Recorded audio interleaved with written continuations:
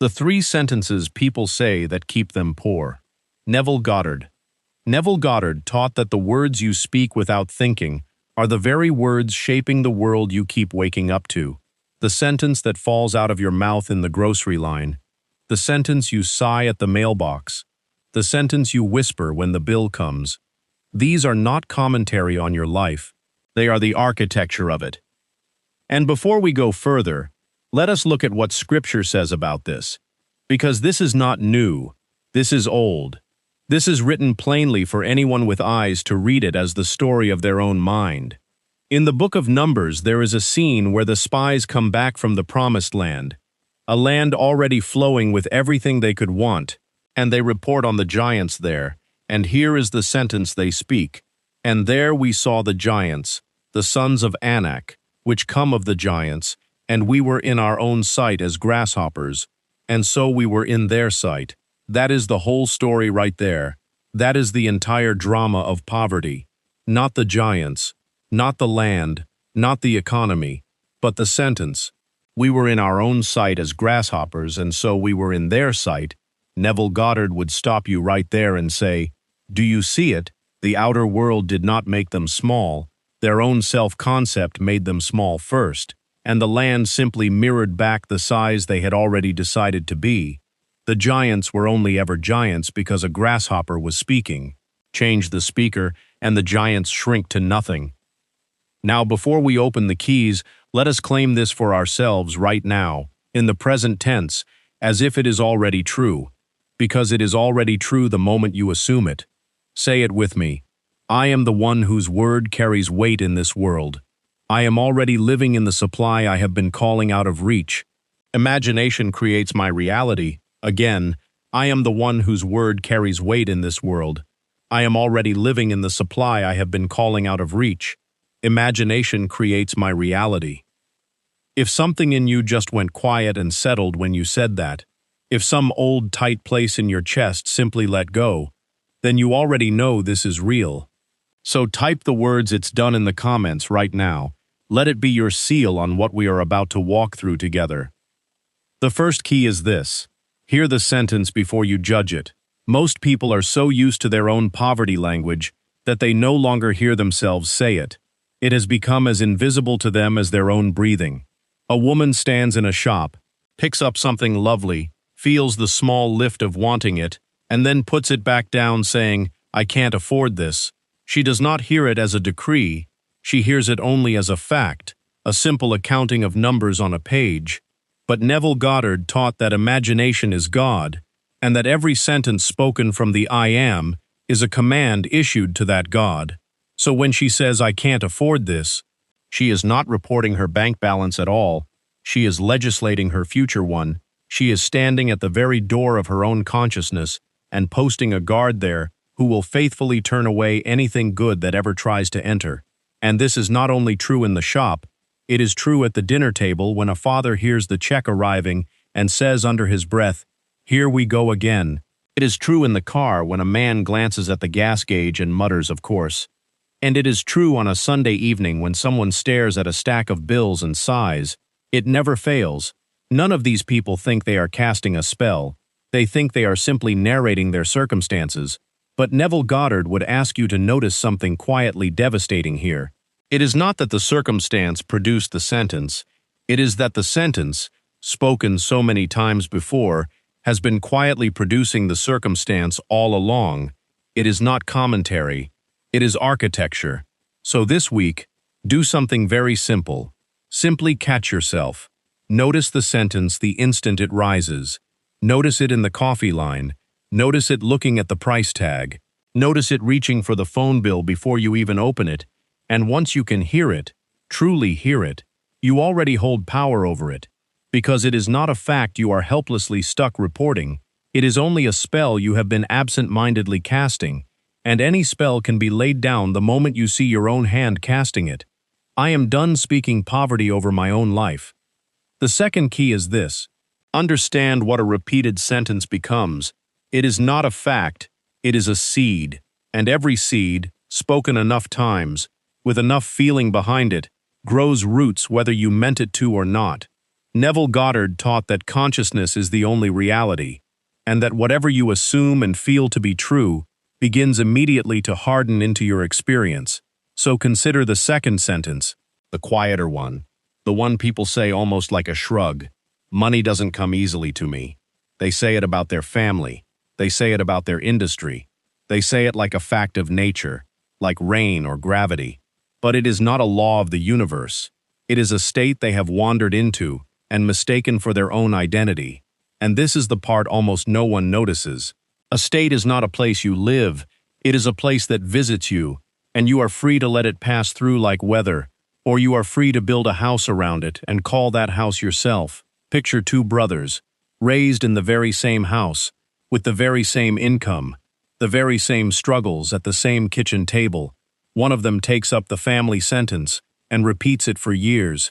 Money doesn't come easily to me. He says it lightly at first, almost joking, over coffee, over the newspaper, over the small disappointments of ordinary weeks. But a seed does not care whether you meant it as a joke. It only listens for repetition and feeling. And he gave it both, without ever once suspecting he was gardening. The other brother, without ever deciding to be dramatically different, simply stops repeating it, not through some grand willpower, but through a quiet disinterest in the old line. He goes silent where the sentence used to be, and within that silence something else, something smaller and newer, begins to take root instead. At first it is barely anything, a passing thought, a small ease he does not examine too closely.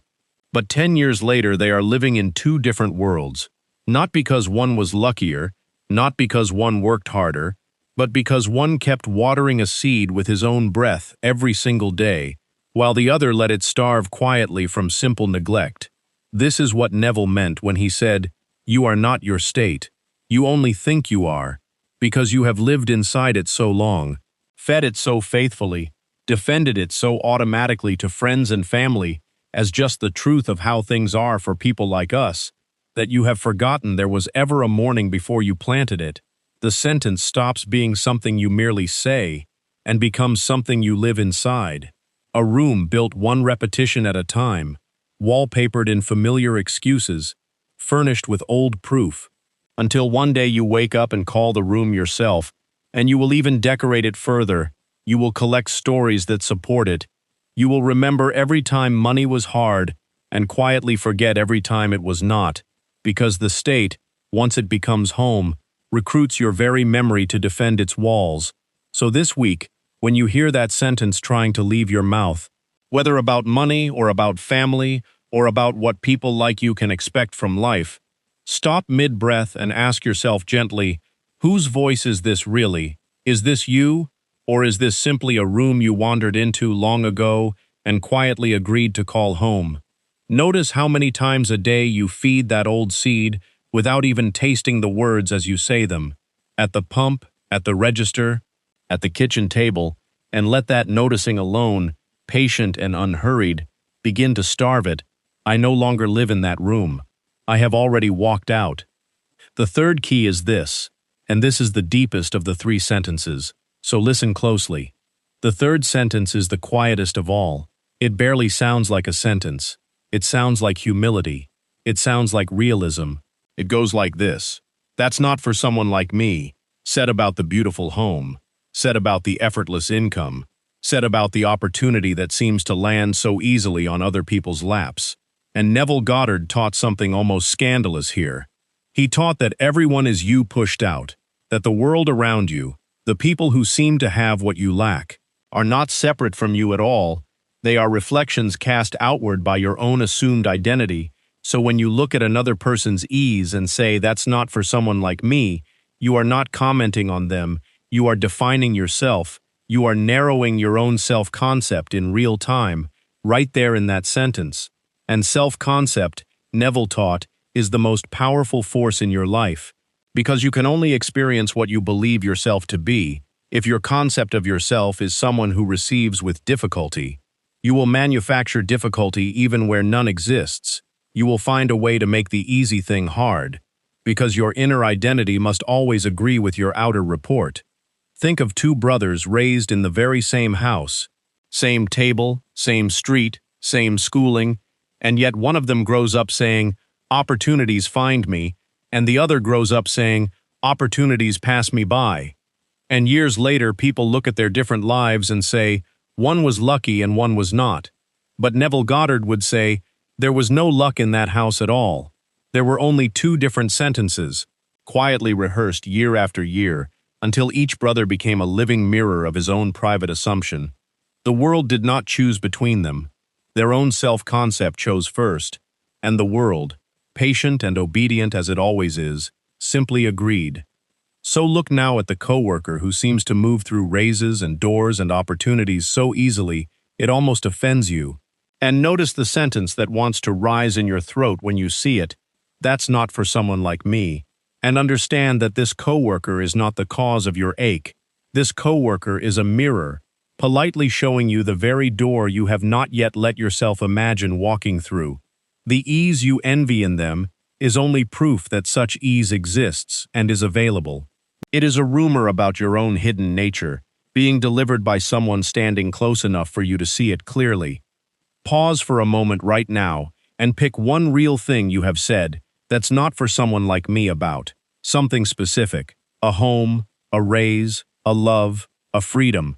Hold it gently in your mind. Now silently retire the old sentence. And in its place say, that is exactly for someone like me, because I am not who I used to think I was. I am the one who receives easily now. Feel how different that sentence sits in the body. Feel how the chest opens instead of closing. That one substitution, practiced quietly and daily, will begin to loosen a knot you have carried so long you mistook it for your own skeleton. I am not who my old sentences said I was. The fourth key is this. Understand why these sentences repeat themselves so easily, and it is because of what Neville Goddard called the state akin to sleep, that drowsy, relaxed, half-awake condition where the reasoning mind loosens its grip and the deeper imagination lies open and unguarded. And here is the secret nobody tells you.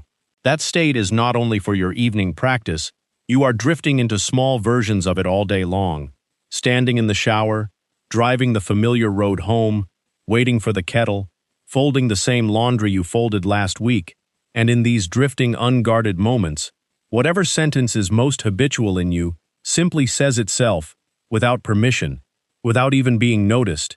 This is why the poverty sentence feels so automatic. It was never reasoned out. It was rehearsed in 1,000 unguarded moments until it became the default recording that plays the instant your guard comes down. Think of a man named Thomas who has said for 15 years, right around every third week of the month, "Money just slips through my fingers." He does not say it standing tall and deciding it. He says it half distracted, checking his phone at a red light, rinsing a dish.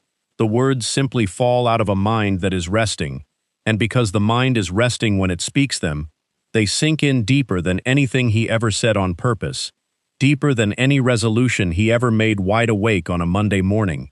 This is the quiet danger, but Neville Goddard taught that the very same door swings both ways. If a careless sentence can plant itself in you effortlessly through repetition in a relaxed state, then a chosen sentence, spoken deliberately in that same relaxed state, plants itself even faster and roots even deeper, because you are no longer fighting a wide-awake, argumentative mind that wants proof before it believes anything. So here is the practice, gentle and small.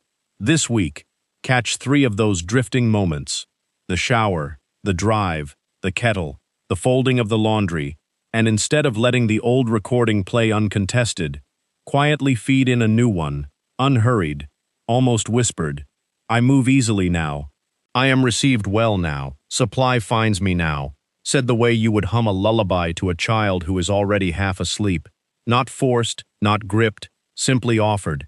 Because the drowsy mind does not argue with what it is given, it only absorbs it. And what it absorbs, it grows. So let the sleepy minutes of your ordinary day become the very soil where the new sentence takes hold. I plant my new sentence in the soil where the old one used to grow. Breathe with me for a moment. If this teaching is doing something in you, something quiet and real, subscribe so the next one finds you when you need it. That one small click keeps the door open between us. The fifth key is this, and this is the heart of everything we have walked through together tonight. So let us take it slowly, in careful pieces, because this is where the sentences are actually undone for good, not managed, not minimized, undone at the root. First, consider that you cannot simply stop saying a sentence. Willpower alone will not hold the door. Neville Goddard taught that you must replace the assumption entirely, not white-knuckle against the old words, but quietly, calmly assume a different identity underneath them. Picture a man who checks his banking app every single morning before his feet even touch the floor, and every morning the same small dread rises in him. And every morning the same sentence forms, "There's never enough." He has tried simply refusing to think it. He has tried gritting his teeth and scrolling past the number quickly, but the sentence still says itself somewhere underneath, because he is fighting a feeling with a decision, and feeling always wins. So instead, Neville would have him do something different entirely. Close the eyes for a few minutes before the phone is even touched, and imagine, not the number changing, but himself changing. Feel the ease in the shoulders of a man who checks his balance the way another man checks the weather. Mildly, pleasantly, without weight. Feel the little smile that comes without effort, that felt sense, held gently for even 3 or 4 minutes, is worth more than 1,000 mornings of trying to suppress the old sentence by force. Because you are not arguing with the sentence anymore. You have simply stopped being the kind of man who would say it. Second, consider what Neville Goddard called revision, because most people are haunted not only by the sentence they say today, but by every version of it they have ever said, going back years, layered one on top of another like sediment. So revision means this: at night, before sleep, in that drowsy state we spoke of, go back over the day and find the exact moment the old sentence was spoken, replay it, but this time change the ending. So our man with the banking app, that night he does not simply forget the morning's dread, he deliberately returns to it in imagination. He sees himself picking up the phone again, but this time he hears himself say instead, "There is always enough, and always more coming," and he feels the small, quiet satisfaction of a man for whom this was never even a question. And Neville taught that consciousness does not distinguish between the memory you lived and the memory you have deliberately revised. Both become equally part of the substance from which your future is being formed. So this is not pretending. This is not lying to yourself about what happened.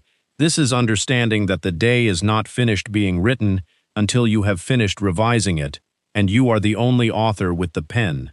Third, consider that living in the end means you do not wait for circumstances to permit the new sentence. You speak the new identity into being now, as already accomplished. So it is not, "I will feel at ease about money someday." Once the number is bigger, it is, "I am at ease about money now, this morning, with the number exactly as it stands." Neville Goddard taught that the feeling of the wish fulfilled is the entire secret. Not hoping, not wishing, not straining, but the calm, settled feeling of a person, for whom the thing is already so. So our man, instead of waiting for the account to grow before he allows himself relief, brings the relief forward, feels it now, wears it now, like a coat put on before the storm rather than after. And once that feeling is established as who he is, the outer account has no choice, in time, but to rearrange itself to agree with the inner conviction, because the outer is always, always only a mirror. It was never the source, it was only ever the reflection.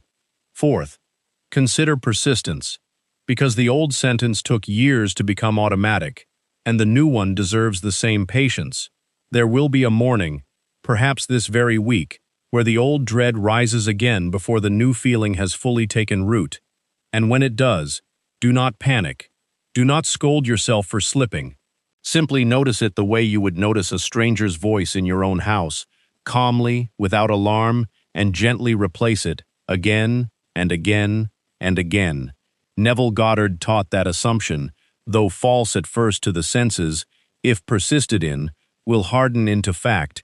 This is not mystical decoration. This is the entire mechanism of every true change of state that has ever occurred in a human life. Our man does not become a different man in one morning. He becomes a different man in 30 mornings of gently returning to the same felt assumption until it is simply how he wakes. So gather all four pieces together now, feel the new identity in imagination before the day even begins, revise the day's old sentences at night before sleep takes you, live now in the end as already so instead of waiting for permission, and persist without frustration when the old recording tries to play again. This is not four separate techniques. This is one single motion of consciousness turning over on itself until it lands somewhere new. I persist gently until the new sentence is simply who I am. The sixth key is this, and it is the simplest. So let it land softly. You do not need to fix every sentence you have ever spoken. You do not need to hunt down every poor word you have uttered since childhood and correct it one by one. That would take a lifetime, and it would still miss the point. Neville Goddard taught that the moment is always now, not the weight of years, not the archive of old habits, just this one breath, this one choice of words rising in you right now. So let us make this practical. Picture your ordinary Tuesday. You wake, you check your phone, a notification about a bill, and the old sentence rises in you before you even think, "Here we go again." Notice that. That is the whole battlefield right there. Not some distant future decision, just that one small rising word in an ordinary morning. You have a choice in that instant, and only in that instant. The sentence you speak next either feeds the old grasshopper or it does not. This is why Neville Goddard was so insistent that we are only ever dealing with the present moment. Because the past sentence is gone, it cannot be changed by regret, and the future sentence does not exist yet to worry over. There is only the sentence forming right now in your mouth. So tonight, before you sleep, do something small and exact. Choose one sentence you will retire for good. Name it plainly to yourself. I can't afford this. Money doesn't come easily. That's not for someone like me. Whichever one has followed you longest. And choose one sentence you will speak instead. Keep it small. Keep it believable to you. Something your own heart can quietly agree with without straining. And let that be enough for today. Do not demand of yourself a total transformation by morning. Only faithfulness to the very next sentence. That is all a garden ever asks of a gardener. Not the whole harvest at once. Only today's planting. The giants in that old story were never defeated by strength. They were never defeated by clever strategy or by waiting for better circumstances.